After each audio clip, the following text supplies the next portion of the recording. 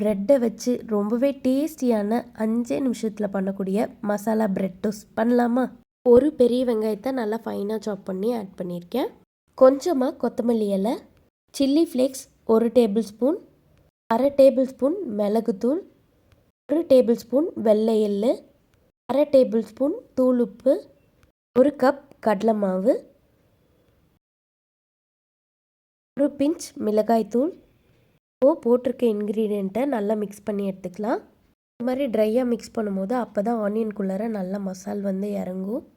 இந்த கப்பில் கடலை மாவு எடுத்தனோ அந்த கப்பில் 1 கப் தண்ணி ஆட் பண்ணியிருக்கேன். இதை நல்லா மிக்ஸ் பண்ணிக்கலாம். இந்த ரெசிபி கிட்ஸுக்கு செஞ்சு தரும்போது நீங்கள் வெங்காயம் கொஞ்சம் கம்மி பண்ணிவிட்டு இதுக்கு பதிலாக வெஜிடபிள்ஸ் கூட ஆட் பண்ணி குக் பண்ணி கொடுத்தா ரொம்பவே டேஸ்டியாக இருக்கும். இப்போது வீடியோவில் காமிச்சிருக்க மாதிரி இந்த கன்சிஸ்டன்சிக்கு நல்லா மிக்ஸ் பண்ணி எடுத்துக்கோங்க. பிரெட் ஸ்லைஸ் எடுத்துக்கலாம். இப்போது நம்ம செஞ்சு வச்சுருக்க இந்த மசாலாவை நல்லா கோட் ஆகிற மாதிரி அப்ளை பண்ணிக்கலாம்.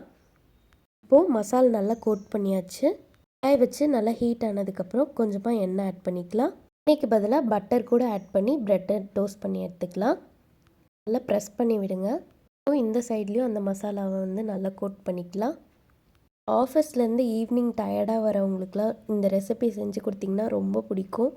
சைட் நல்லா வெந்துருச்சு. இப்போ திருப்பி போட்டுடலாம். ஆட் பண்ணியிருக்க மசாலா நல்லா கிறிஸ்பியாக வெந்து வரணும். நான் ஸ்லோ ஃப்ளேமில் வச்சு நல்லா ரோஸ்ட் பண்ணி எடுங்க. இந்த மாதிரி நல்லா ப்ரெஸ் பண்ணி வேக வைங்க. அப்போ தான் உள்ளே சாஃப்ட் அண்ட் கிறிஸ்பியாக நல்லா வெந்திருக்கும். அவ்வளோதான், ரொம்பவே டேஸ்டியான மசாலா பிரெட் டோஸ்ட் வந்து ரெடி ஆயிடுச்சு.